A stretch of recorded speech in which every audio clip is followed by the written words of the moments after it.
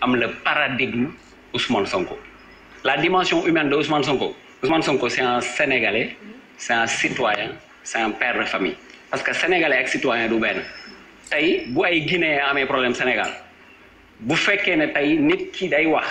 il doit parler en tant que citoyen parce que ay doomu Sénégal dañu nekk ci réewu Guinéen yooyu donc foofu tu es citoyen loolu tax ñuy wax citoyen du monde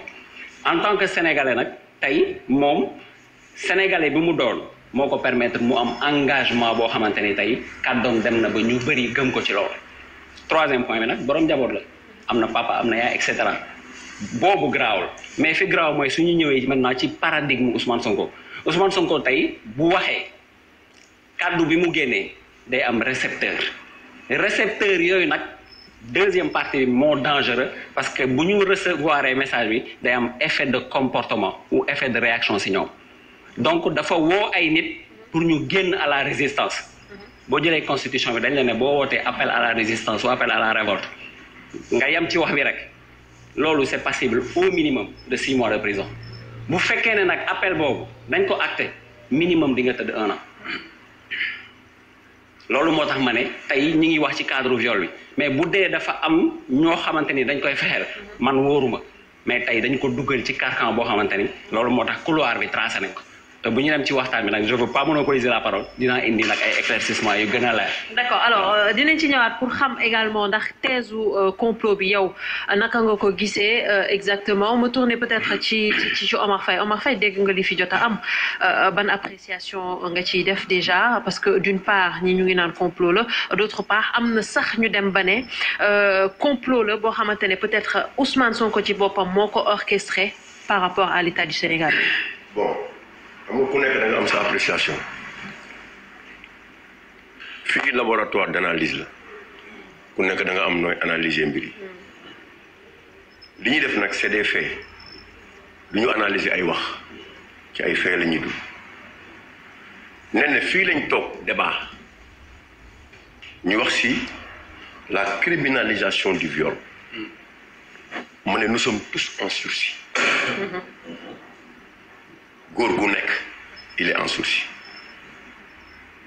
buñ na tuumaalee viol ak quel que soit ses statuts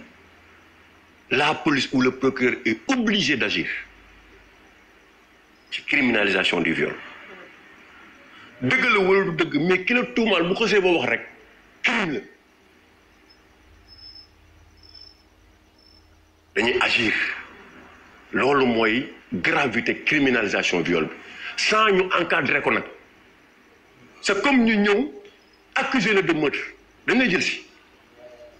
capitaine dina si wax xam na bu baax li may wax dañ lay jël si loolu mooy gravité criminalisation viol bi moo tax ma waxoon ne nous sommes tous en sursis même bu fekkee ne sax dañ la complot wala quoi que ce soit immédiatement la réaction du nit ñi c'est de venir te prendre loolu la mooy affaire bi maintenant Sonko daf ñu tooñ ñun. Comment ça? Je ne parle pas de Sonko, président de Pastef. Je parle de Sonko en tant que député du peuple.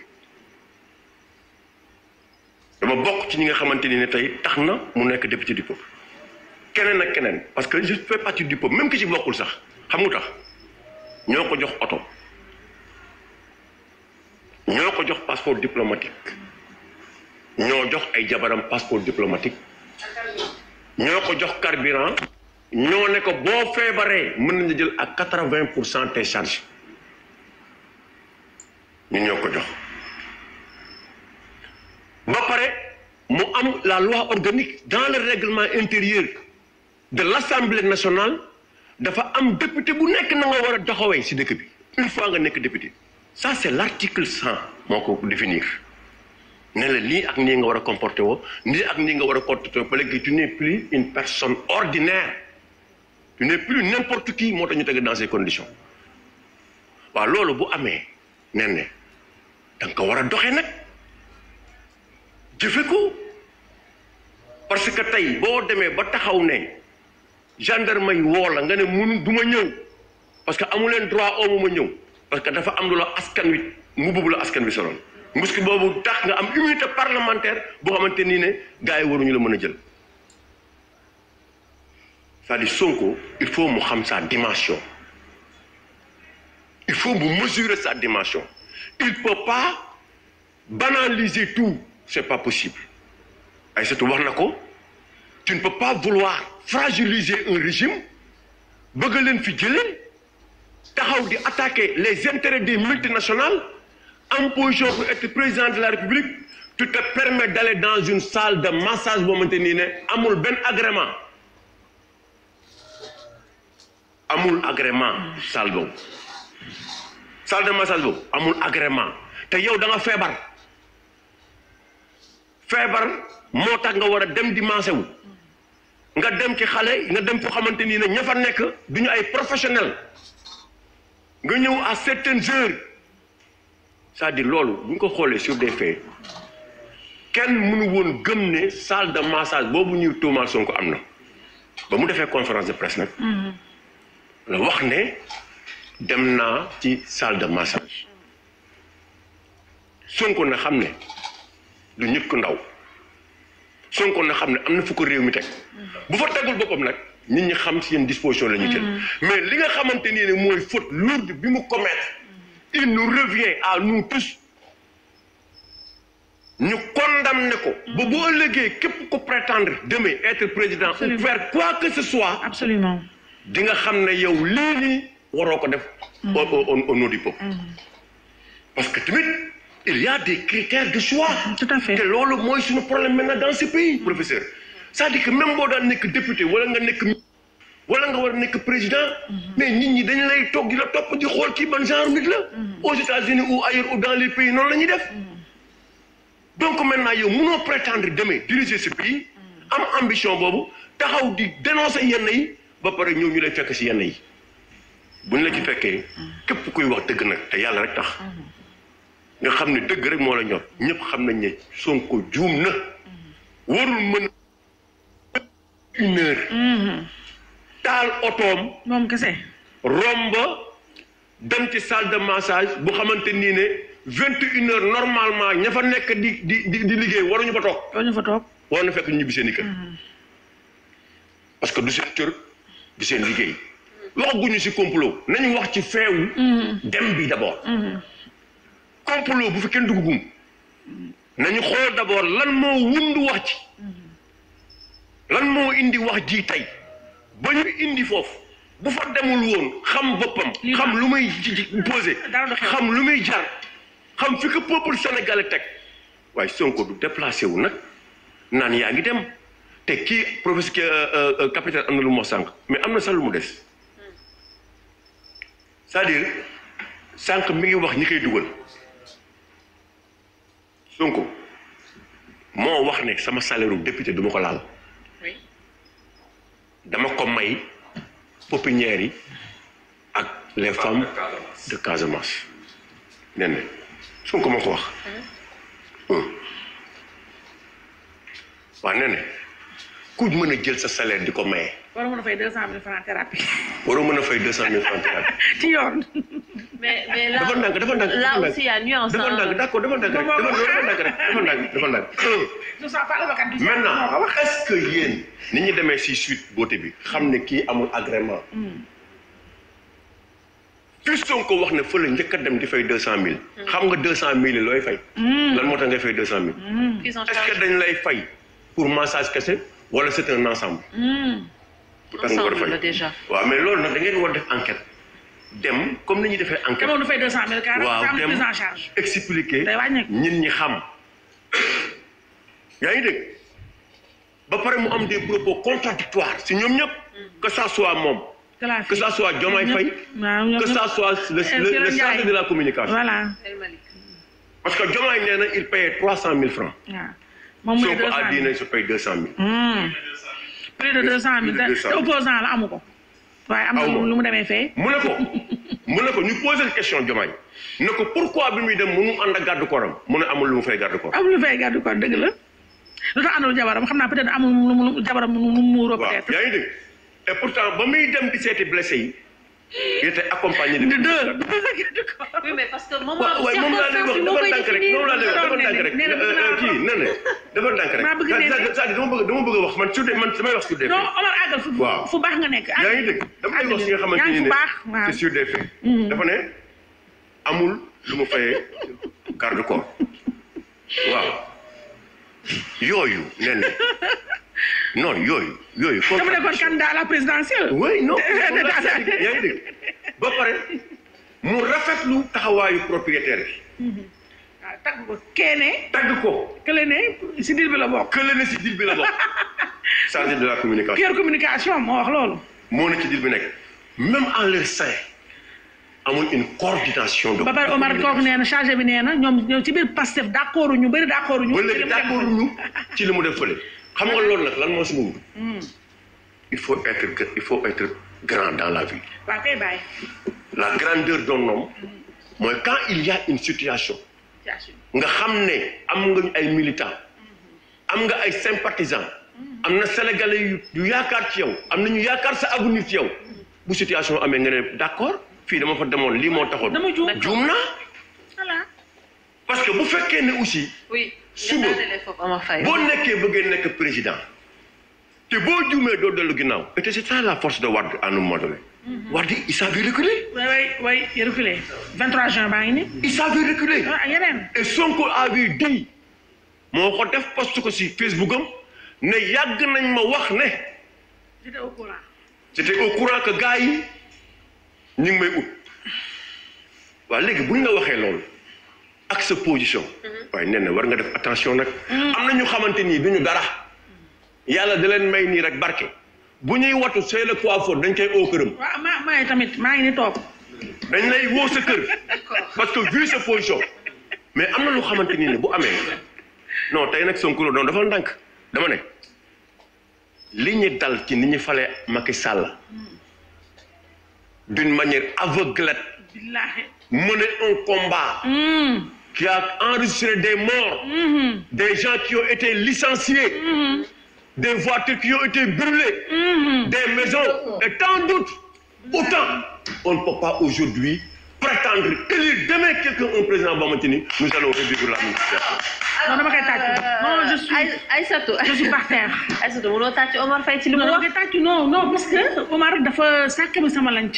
non je n'aurais pas pu mieux dire. mais suñu demee au-delà de ça parce que foofu tamit waroon na dem warul woon dem après dañuy laisser appréciation peut-être ak moom ak ay entourage am par rapport à ça mais suñu demee au-delà de ça ñu indi maintenant thèse au complot Aïssatou lan lañ mën a retenir ci loolu parce que suñu demee ba tomber ci complot bi c'est parce que comme je l'ai dit tout à l'heure. Tu sais, moi, j'ai deux convictions. Sama première conviction mooy viol moom man dama ko écarté. Viol moom wax dëgg yàlla du ma justice du ma dara mais gëmuma ma thèse viol. Complot bi mën naa wax ne tamit mënuma ko écarté mais je m'explique. Viol moom amul gëmuma ko wax dëgg yàlla je ne veux pas truquer mais gëmuma viol moom gëmuma ko. Omar ma fàttali la ne. si PV yi ñu dégg demu fa benn yoon. multiprise dafa demee. en tout cas moom Sonko demu fa benn yoon suite bëte boobu c'est presque un client favori préféré foofu. mais donc ce que je veux dire lu tax may le complot bi ba tey damay rejoindre Omar ak li ñëpp xam Sonko moom fi nekkee ba léegi xoolal ñaata ndëgg sër yu rëy yi ñu ko lalal yëpp mu laali tegg dem taxaw fee. moom du may dara Macky Sall la Sonko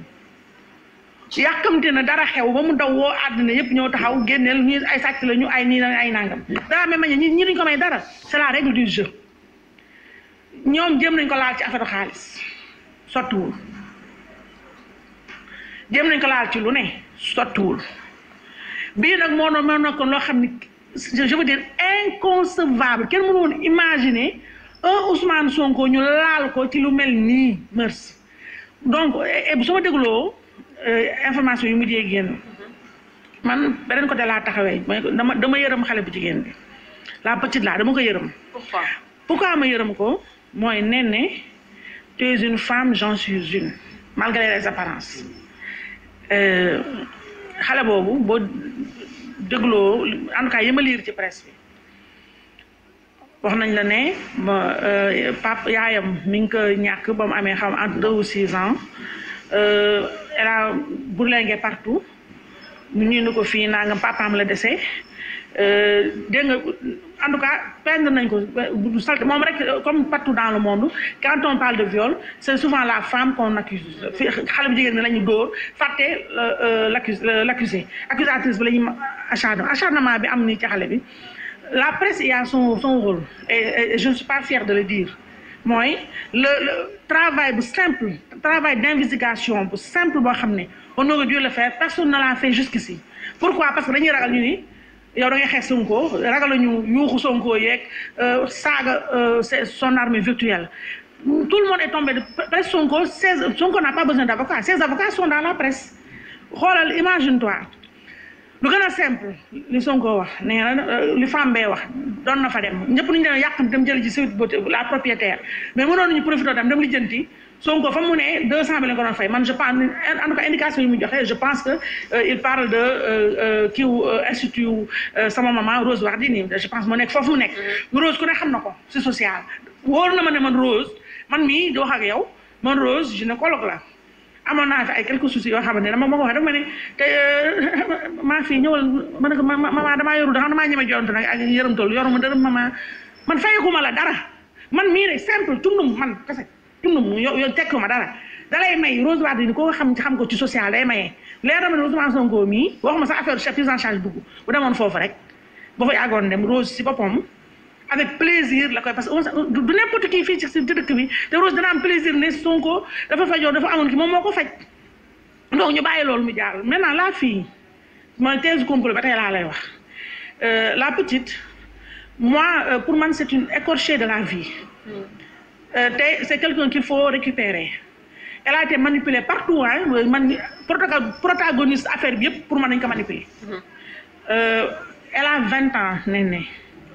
mi ngi doon génn ci adolescence ak le vécu qu'elle a eu vécu boobu mu am prédisé na ko peut-être mu manipulable dégg naa dafa doon dem qu'elle avait 2 boulots amoon na kii de couture ak nangam que bu taxawee fenn di tiitaru man pour ma day tiitaru c'est comme ñun ñii ñëpp Cheikh Omar te ki lay liggéeyal dina taxaw ne Cheikh Omar bi nekk Sen TV man maa xëy dawal ma fierté dañ koy tiitaroo donc la petite tamit bu gisee Sonko foofu da ngay tiitooroo dégg naa ñu naan ci PV yi oui da doon laaj ci Sonko tout le temps parce que daf ko def fierté fii ku siiw fii ku am tur ki la yor du amul tur da am fierté ne man maa ngi defaral nit ñi donc la petite taxaw na fu ne ça c'est sociologique professeur après bëgg naa la ci dégg donc mi ngi tiitooroo ne moom mooy maase Sonko moo koy nangam mooy nangam xale la elle est jeune elle a fait un truc de fierté elle exhibe comme ça léegi nag bu demee wax noonu ñamuy waxal dégg coloo la bëgg nañu attaquer Sonko wax neexul dégg neex xëy na ñoom xamuñu woon sax ne est-ce que exhibé wuñ ko comme trophée non fa laa jëm fa laa ñëw moo damay en fait la vraie victime la multi-victime c'est la petite tu sais pourquoi parce que elle est naïve on a profité de sa jeunesse et de son vécu personnel et on continue encore à la massacrer tu sais quoi je m'explique Cheikh Omar regarde donc la petite elle se vante de ça gis na Sonko qu'elle voit à la télé nangam man maa koy maase elle le dit partout léegi nag fu mu ko waxee noonu te lu ma leer mooy ñi ak sa renseignements généraux yi xamoon nañu ko ne c'est péché mignon Cheikh t'as un péché mignon j'en ai un professeur aussi ñun ñëpp on n'est pas des saints mais ñaanuñu yàlla suñu yëf yi nëbb mu ne fas ci àddina ñu ngi koy nëbbatu mais comme Sonko c'est quelqu'un qui a les positions qu'il a fii ak le profil qu'il a au Sénégal ñii xamal nañ ko ay affaires yoo xam ngay bagages yoo xamante ne dañoo xaar occasion pour songu ko mu may leen ko ne sur un plateau d'or donc la petite pour moi le scénario que je me suis imaginé je peux me tromper donc la petite toog na di wax di ko fawee di waxtaanee loolu Sonko nangam am ku mu dal ci nopp yu baax yi ñu ne attends après machine bi nekk en branle léegi l'autre là Sonko toujours lui il a fauté c'est lui-même qui s'est tiré une balle dans le pied muy kon ne dafa dem mais la petite là nga xam ne kenn n'a rien compris xale la elle est manipulable corvéable à merci léegi ñee profite aussi parce que man mënuma réfuter tey complot et je dis c'est de bonne guerre parce que boo nekk ci espace public bi comme ñun ñi ñëpp ay grande gueule ñoo fi nekk wax naa ko sànq di dóor dañ lay dóor aussi nga encaissé muñ noppi onk daal jàll c'est la règle du jeu da ngay dóor ñu lay dóor loolu la day dóor fee ñeeta mu ñu amee occasion dañ koy rendi ñu mu dox leen occasion na profité si daal ne attends Sonko mi ñuy jaay ibaadu partout dans le monde naan ñun ay sàcc lañu ay nangam lañu mais on va montrer aux Sénégalais le vrai visage de Sonko et puis voilà moom mu dem donc moo tax man complot bi dama ko weddi mais xam nga man complot bi pour moi c'est secondaire. ni nga bëgg a jël teg ni ci kaw nëbb le vrai drame. c'est quoi le vrai drame c'est quoi. mooy lu Omar wax sànq. mooy moralisation de la vie publique. waxuma je parle pas politique parce que dans le public il y a tout dans politique c'est réducteur. mais je dis moralisation de la vie publique réew mi foofa toog gis affaire mbas mi yàgg naa ko wax yàlla sunu borom moo ñu mere yónnee ñu ko ñu war a soppeeku ñu mu dóor ñu beneen te du arrêté tant ñu arrêté mooy kur donc mooy lan moralisation mooy ñun il faut que ñun ñi ñu war a jiite ñu am suñu complexe bu ñu amalee complexe yàlla mooy wax dëgg ñeme dëggu xam nga dëggu mooy lan mooy nga nangu d'abord na yow tu n'es pas jógee woo ci crise Jupiter da nga bëgg a jiite ay nit nga bëgg a jiite ay xar ak ay bàyyuma mooy yow war a am prétention yow am prétention nekk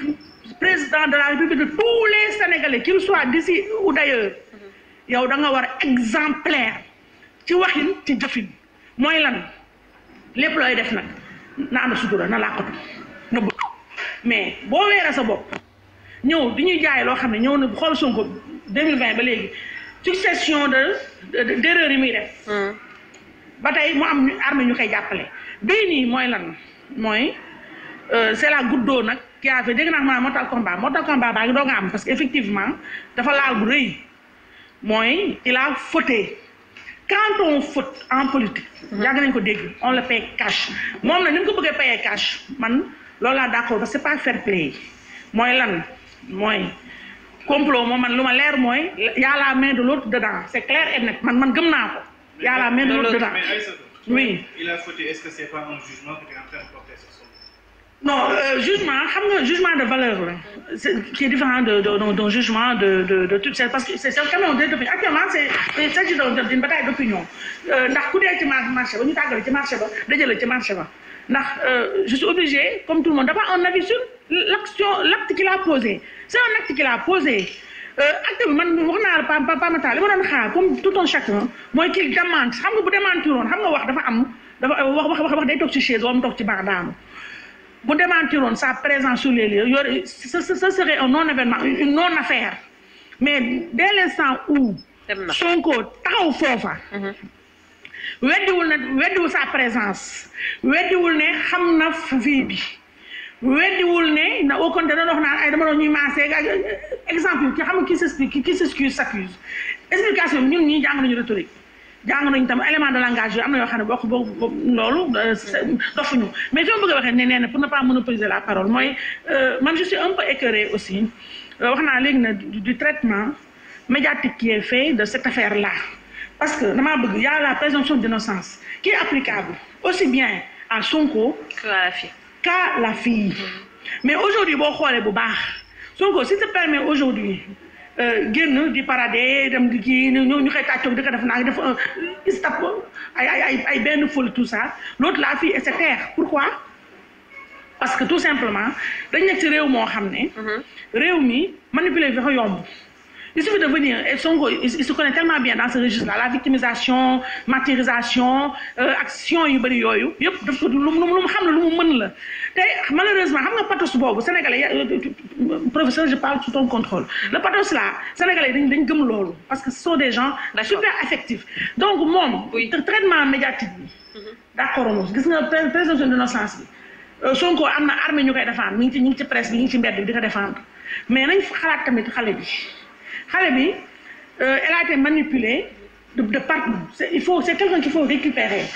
nañu intéressé tam sur sa vie li ma éclairé aussi mooy la position des organismes dits féminins yooyu man